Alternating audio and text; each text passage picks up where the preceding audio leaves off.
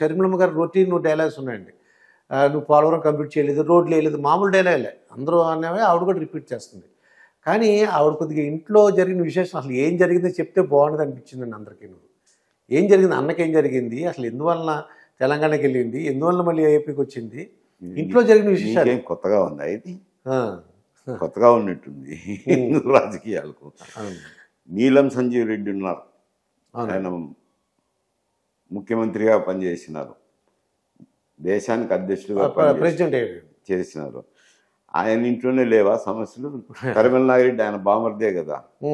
మరి వాళ్ళు ఒక కమ్యూనిస్ట్ పార్టీలో కాంగ్రెస్ పార్టీలో ఎన్ని తరతరాలుగా వస్తానట్టేనండి, ఇది కొత్తగా వచ్చినట్టేం కాదు. అప్పుడు ఆయన కమ్యూనిస్ట్ పార్టీలో ఉన్నారు, ఈయన కాంగ్రెస్ పార్టీలో ఉన్నారు, ఒకరికొకరు విమర్శలు కూడా చేసుకున్నారు.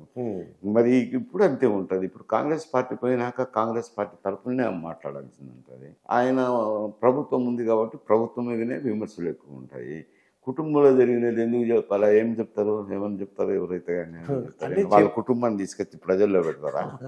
వాళ్ళకి జరిగేటి జరుగుతాయి.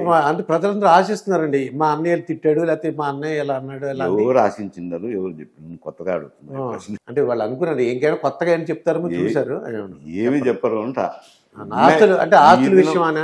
మీరైతే ఈ దినం మరి అడుగుతున్నారు కానీ ప్రశ్న రాజకీయ అనుభవం ఉంటే ఎవరు అడగరు. అంటే వాళ్ళు ఏమన్నారంటే ఆస్తులు గొడవలు ఉన్నాయా, లేకపోతే ఆస్తులు గొడవలు ఏం గొడవలు, పార్టీలో చేరింది, పార్టీ అధ్యక్షత ఉంది, దాని ప్రకారం మాట్లాడు. అంటే బాబా హత్య ఒకటి అదొకటి గొడవ ఉంటుందండి వాళ్ళ కుటుంబంలో, బాబా హత్య ఒకటి గొడవ ఉంటుంది. అది సరేలే, అది వేరు సమస్య, అది ఏం సంబంధం. ఇక మరి జనసేన టీడీపీ రెండు కలిసినాయండి. అంటే ఈ సీట్లు పంపకాలు ఎలా ఉండొచ్చు, మీ అంటే వాళ్ళు ఎలా చేసుకుంటారో మనం చూద్దాం. మీకేమన్నా మీకు ఇన్ని ఇవ్వచ్చు మీరు అనుకుంటున్నారా? అలాగే అది ఎట్లా మీ మాట ఎవరు వింటారు అనుకోండి, ఊరికినే కాదు. నేనేమన్నా వాళ్ళ ప్రైవీ కాదు, వాళ్ళ డిస్కషన్స్లో పాల్గొన్నాను కాదు. నేను పత్రికల్లో వచ్చే వార్తలో చూసి నా అనుభవాన్ని బట్టి మీరు ఎవరన్నా ఏమన్నా అడిగితే చెప్పేది. అంకె సంఖ్య ఎట్లా చెప్పగలుగుతాము? ఇద్దరు అయితే కలిసి పోటీ చేసేదానికి నిర్ణయం తీసుకుని వాళ్ళే బహిర్గతంగా చెప్పినారు. వాళ్ళ ఇప్పుడు రాజకీయంగా కూడా తిరుగుతున్నారు. మన సంక్రాంతి వేడుకలకైతేనే ఆయన వెళ్ళటము, తర్వాత కలిసి సమావేశాలు ఏర్పాటు చేయడము, చర్చించుకోవడము ఇవన్నీ జరుగుతున్నాయి. కాబట్టి ఎక్కడో ఒక చోట సర్దుబాటు చేసుకుంటారు. నా సంఖ్య ఇంత అంత అని చెప్పలేను. 50 అనేది 40 అనేది నేను సంఖ్య చెప్పలేను. వాళ్ళిద్దరూ అయితే ఒక అవగాహనకు వచ్చినారు. 2-3 సీట్లు అటో ఇటో పంచుకుంటారు. ఇప్పుడు టీడీపీ జనసేనకి ఇంకొక ఆప్షన్ ఉందండి, ఏంటంటే వామపక్షాలతో కలవచ్చా లేదంటే బీజేపీతో కలవచ్చా అనేది. అంటే ఎవరితో కలిస్తే బాగుంటుంది అంటారు? అంటే ఆంధ్ర ప్రజలైతే కామన్ పీపుల్ నేను అడుగుతున్నానండి, బీజేపీతో కలవకూడదు అంటారు. కానీ వాళ్ళకు అంటే వాళ్ళు ఏమనుకుంటున్నారు, మీరేమనుకుంటున్నారు చెప్పగలరా? అంటే వామపక్షాలతో కలిస్తే మంచిది అంటారా, బీజేపీతో కలిస్తే బాగుంటుంది అంటారా? జనసేన టీడీపీ ఆంధ్రప్రదేశ్ రాజకీయాల్లోకి వచ్చినప్పుడు బీజేపీకి కూడా పెద్ద నాయకత్వం లేదు. ఒకప్పుడు బాగానే ఉన్నారు, మంచి నాయకులు ఉన్నారు, పై స్థానాలకు ఎదిగిన వాళ్ళే ఉన్నారు. సూర్యప్రకాష్ రెడ్డి అని, తర్వాత వెంకయ్య నాయుడు అని మంచి మంచి వ్యక్తులే ఉన్నారు. ఇప్పుడు అంత సామర్థ్యం ఉండే నాయకత్వం లేదు బీజేపీ తరఫున. ఓట్ బ్యాంకులు కూడా లేవాడ. ఓట్ బ్యాంక్ అంటే ఎంతో అంత అనుకూలమైనది, ప్రతికూలమైన ఓట్లు ఉంటాయి కదా, అట్లా ఆ పరిస్థితి కూడా లేదు. మూడోది మోడీ ప్రభావం కూడా ఈడ వచ్చేదానికి అవకాశం లేదు. ఎందుకంటే పార్టీ ఉండాలా, సంస్థాగత నిర్ణయాలు తీసుకుండాలా, అది ప్రజల్లోకి తీసుకోవాలా, అవన్నీ చేసేదానికి. అదేవిధంగా ఒకప్పుడు కమ్యూనిస్ట్ పార్టీలు కూడా బాగా బలంగా ఉండేవి ఆంధ్రాలో. ఒక స్టేజ్లో అయితే ఆంధ్ర రాష్ట్రం ఏర్పడిన తర్వాత మొట్టమొదటిసారి జరిగిన ఎన్నికల్లో అయితే కమ్యూనిస్ట్ పార్టీ దాదాపు అధికారంలోకి వస్తుందా అనే అభిప్రాయం ఉండే. అటువంటి వాళ్ళు కూడా స్లోగా ఇప్పుడు ట్రేడ్ యూనియన్ యాక్టివిటీకి కొన్ని రోజులు పరిమితమైంది. ఆ ట్రేడ్ యూనియన్ యాక్టివిటీ పోయింది. ఇప్పుడు ఆ పార్టీ కూడా బలహీనంగానే ఉంది. అందువల్ల బీజేపీతో పోతా, కమ్యూనిస్టులతో పోతా అనేది పెద్ద ఆలోచించేసేదేమీ లేదు. వాళ్ళు స్వతంత్రంగానే పోవచ్చు. వాళ్ళు స్వతంత్రంగా వాళ్ళు ఇద్దరు కలిపి వెళ్ళొచ్చు. కానీ వీళ్ళేమంటారంటే 2-3 నాయకులను అడిగాను, ఎందుకంటే ఇలాగా బీజేపీ అని అంటున్నారు అడిగారు. అడిగితే రేపు ఒకవేళ మేము గెలిస్తే కేంద్రంతో సఖ్యతతో ఉండాలి, వచ్చేది కేంద్రంలో కూడా అది ఏ పార్టీ మాకు బీజేపీ ఉంటే బాగుంటుందని అంటున్నారు వాళ్ళు. ఎవరు అనుకోరులేండి. ఇప్పుడు వీలున్నంత వరకు జగన్మోహన్ రెడ్డి గారు కూడా ఒక అండర్స్టాండింగ్ లేక వచ్చినారు. ఆయన కొయిలేషన్ తీసుకోలేదు కదా, బీజేపీకి సీట్లు అలకేట్ చేయలే. మాకు వచ్చిన ఎంపీ సీట్లన్నీ మీకు మద్దతు ఇస్తాము అనేది ఒక అండర్స్టాండింగ్లో నడుచుకుంటున్నారు. అది ఇప్పుడు కేంద్ర రాష్ట్రాల మధ్య అయ్యే సత్సంబాలు ఇంతవరకు కొనసాగుతున్నాయి. రేపు వాళ్ళకు కూడా ఇక్కడ వీళ్ళు కూడా అదే చెప్పచ్చు కదా, మాకు వచ్చిన సీట్లు మీకు ఇస్తాంలే అని చెప్పచ్చు.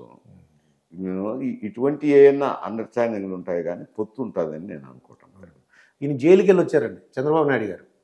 అంటే మీరు జైలు శాఖ అన్ని కూడా చూసుంటారు. అప్పుడు మరి ఆ యొక్క జైలుకి వెళ్ళటం వలన సింపతి అని పెరుగుతుంటారా జనసేనకి టీడీపీ కోయిలేషన్కి? ఆయన అరెస్ట్ చేసిన విధానంలో కొంత ఏంది ఈ పరిస్థితి 70 ఏళ్ళ వయసులో వచ్చిన వాళ్ళను ఇటువంటిది, అందులో ఆ స్కిల్ డెవలప్మెంట్ అనేది జరిగిందో లేదో ఎవరికి తెలియదు. అది కేసు అంత పకడ్బందీ కేసు కాదు, ప్రజలకు సంబంధం లేని కేసు. అందులో స్కిల్ డెవలప్మెంట్లో నైపుణ్యం పొందిన చాలామంది ఐటీ విద్యార్థులకు వాళ్ళు ఉద్యోగాల్లో చేరినారు. ఉద్యోగాల్లో చేరి అందుకే ఇక్కడ ఆయనకు మద్దతుగా ఉద్యమం నడిచినప్పుడు, అజిటేషన్ జరిగినప్పుడు ఈ హైదరాబాద్లో ఎక్కువ జరిగింది. హైదరాబాద్లోనే జరుగుతుంటే వాళ్ళు కూడా టీఆర్ఎస్ వాళ్ళు కూడా మాట్లాడి మళ్ళీ నోరు ఖర్చుకున్నారు అనుకోండి. మీరు పోయి అక్కడ చేసుకోండి, ఇక్కడేం పని అని ఒక మాటని మళ్ళీ సర్దుకున్నారు. దాన్ని రెక్టిఫై చేసుకున్నారు. రెక్టిఫై చేసుకునే దానికి ప్రయత్నం చేసినారు, కానీ అప్పటికే నష్టం జరిగిపోయింది రండి. అట్లా ఎందుకు హైదరాబాద్లో జరిగింది అంటే అక్కడ ఐటీ సంస్థలన్నీ అప్పుడు ఉమ్మడి ఆంధ్రప్రదేశ్ ఉన్నప్పుడు ఇక్కడే స్టార్ట్ చేసినారు కాబట్టి ఈ సంస్థల్లో పనిచేస్తే హైదరాబాద్లో ఎక్కువ మంది ఉంటున్నారు. వాళ్ళంతా మద్దతు ప్రకటించినారు కదా. దానివల్ల ఏమైంది, ఆ అరెస్ట్ అక్రమమైన కేసు అనేది ప్రజల్లో ఒక విధమైన ఇంతమంది పిల్లలు చదువుకున్నారంటే వీళ్ళు ప్రతి పల్లెలోనూ ఉంటారు కదా, ఎవరో ఒక స్కిల్ డెవలప్మెంట్ చదివి తర్వాత ఉద్యోగం సంపాదించుకున్న వాళ్ళు ప్రతి పల్లెలోనూ ఉంటారు. వాళ్ళు ఊరికి వెళ్ళినప్పుడు మాకు న్యాయమే జరిగింది కదా, ఏమన్యాయం జరిగింది, ఊరికి అనవసరంగా అరెస్ట్ చేసినారు అనేది ఒకటి మాట్లాడుతుంటారు. దానివల్ల ఏమైందంటే సింపతి పెరిగింది ఆయనకు. అరెస్ట్ అయిన తర్వాత సింపతి పెరిగి ఆయన నిద్రపోతున్న మేల్కొల్పినట్టు అయింది. నిద్రపోతున్న వ్యక్తిని మేల్కొల్పినట్టు అయింది. ప్రజల్లో ఒక విధమైన ఆయన తిరిగేసరికి ఒక విధమైన సింపతి ఏర్పడింది. అంటే మళ్ళీ జైలుకి వెళ్ళడానికి అవకాశం ఉందంటారు సార్? ఇంకా ఏమిటి జైలుకి వెళ్తాడు రోజు? ఏం పని లేదా ఆయనకు? ఈయనకు పని లేదా? ఈయనకు అదే ఆయన మీద కేసులు పెట్టే పనేనా ఈయనకు? ప్రజలను చూసుకోవాలా, రేపు ఓట్లు చూసుకోవాలా, పార్టీని నడిపించుకోవాలా, అభ్యర్థులను పెట్టుకోవాలా, ఈ పని ఎంత ఉంది. అందులో నోటిఫికేషన్ వచ్చినాక అపధర్మ ముఖ్యమంత్రులు అవుతారు కదా, ముఖ్యమంత్రులు కాదు, పూర్తి స్థాయి ముఖ్యమంత్రులు కాదు. ఆయన ప్రతిపక్షంలో తిరుగుకోవాల్సిందే, పార్టీని నడిపించుకోవాల్సిన అవసరం ఉంది. ఆయన వాళ్ళంతా వారం 10 రోజులే కదా, ఇప్పుడేం అరెస్ట్ ఉంటాయి, ఎప్పుడేం కేసులు పెట్టుకుంటారు. అది